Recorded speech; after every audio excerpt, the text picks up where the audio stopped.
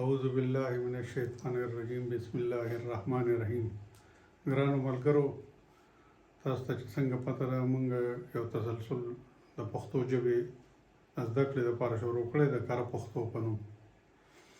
په دې کې لږه چوټي راله، بس سره مصروفیاتو په وجه، او انشاءالله چې دا سلسله به دغه شان جاري ساتو. دې کې موږ د پښتو محاورې، متلونه، روزمره نور داسې لفظونه چې کوم موږ نه پاتې کېږي او بیا رایادېږي، نو هغې باندې به پروګرام کوو، لکه څنګه چې اوس دا د پښتو خپل لفظونه وپېژنئ.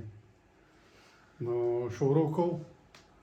او دا اوس لفظ دی، موږ وایو صفت، د پلانکي صفت یې وکړو، د صفت سړی دی. نو د دې پښتو څه ده؟ صفت ته وایي ستاینه.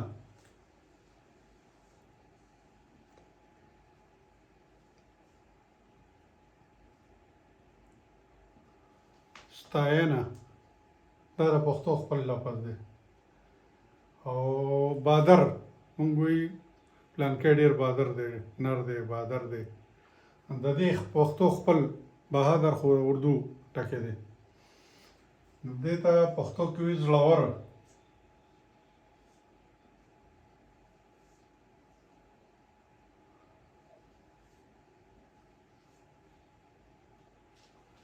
زړور، زړور، پلانکی باتور دی، زړور دی، تکړه دی. او بل د پښتو ټکی دی، موږ هم استعمال کې معافي ته وغواړه، معافي ته غواړم، معافې کا.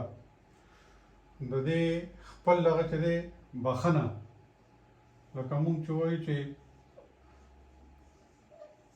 مړي دی، مړو ته دوا کوو، نو موږ وایو الله دې وبخي، معافي دې ورته وکړي. خو خپل د پښتو خپل لفظ چې دی نو هغه بخښنه ده، بخښنه، معاف کول. ښه، او بل د چا نه څه وصولول، څه شی چا نه وصولول، د دې پښتو دپاره لکه موږ چې اوس دې ته سوچ وکړو چې ما پلانکی څیز مې ته وصول کړو، ترلاسه مې دې کړ، یعنې لاسو له مې راغی، ترلاسه کول، وصولول، ترلاسه کول. ښه، بل لفظ دی محفوظ، لکه موږ وایو چې دا څیز محفوظ کا، یا په ذهن کې دا خبرې محفوظ وساته.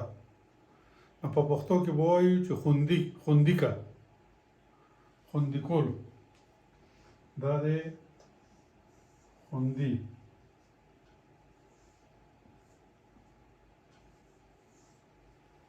محفوظ، خوندي. ښه، هلیکاپټر مونږ وینو، اورو، دا د انګلیش لفظ دی. نو اردو والا سره هم د دې خپل دغه نشته، لفظ ورسره نشته اردو سره، بس هغې هم هلیکاپټر وایي، مونږ هم وایو. دا دی، دې ته وایي په پښتو کې چورلکه، لکه پرې تاویږي پره که نه، دې ته وایي چورلکه.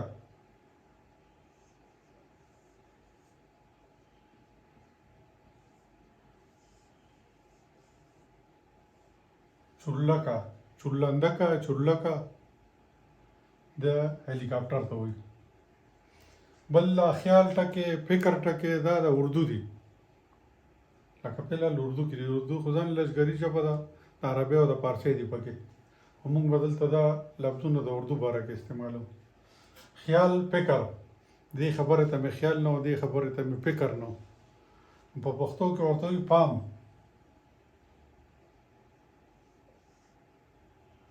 چې دې خبرې ته مې پام نه و. خیال، پام. ښه، دنیا، دا هم د اردو دی، چې پښتو کې ورته وایي نړۍ، انګلیش کې ورډ نړۍ.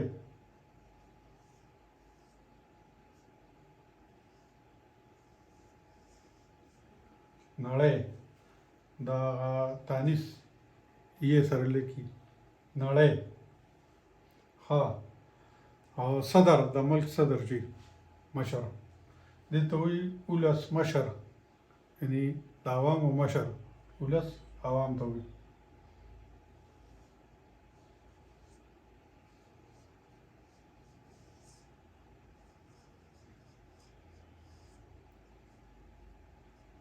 ولس مشر، صدر، یا که وزیر اعظمي سیستم وي نو بیا وزیر اعظم ته ولس مشر وایي. اداره، ادارې ته پښتو کې مؤسسات،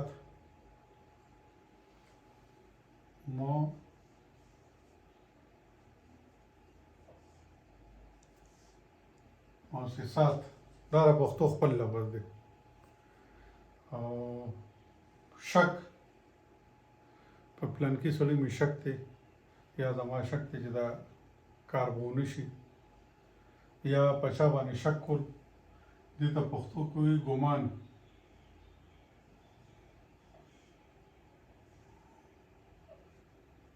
ګمان هغه وایي که نه وي، ګمان د ایمان زیان دی، یعنی شک کول د ایمان تاوان دی.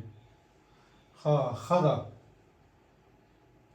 یعنی د خاوند ښځه، ښځو ته خو ښځه وایي که نه، خو اوس د خاوند ښځې ته به څه وایي؟ میرمن. که څوک وایي چې دا زما ښځه ده، میرمن، ښځې ته میرمن وایي. خاوند ته پښتو کې څه وایي؟ خاوند ته وایي په سوچه پښتو کې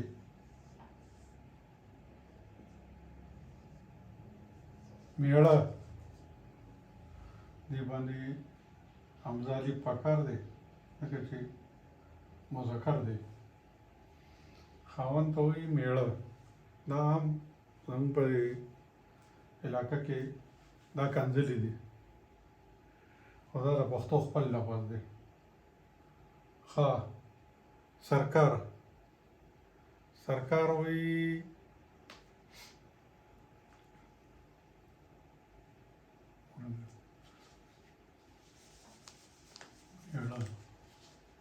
دا له وړوکی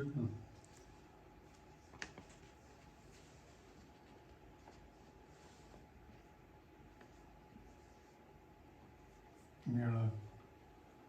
سرکار ته وایي چارواک، یعنی چا سره چې اختیارمند عمل کوي. واک اختیار ته وایي.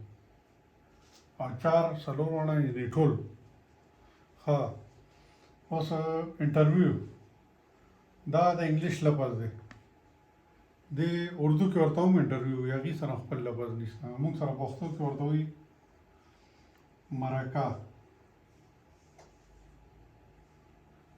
انټرویو ته وایي مرکه. له طرفه، لکه دا خط د پلانکي ځای طرفه راغلی دی. طرف چې دی دا د اردو ټکی دی، دا الله خو چې دا خو د پښتو دی. موږ چې کله له لیکو دې باندې به امضا کوو، چې د جمله کې مخکې راځي کوم له هغې باندې به امضا کوو. له طرفه پښتو کې لخوا، لخوا یا لاړخه، له طرفه د دې خپله پښتو ده، لخوا لاړخه. دا اوس پلانکی زمانه جدا دی، نو جدا هم د اردو ټکی دی. زموږ خپل پښتو کې دی بیل، جدا ته وایي بیل.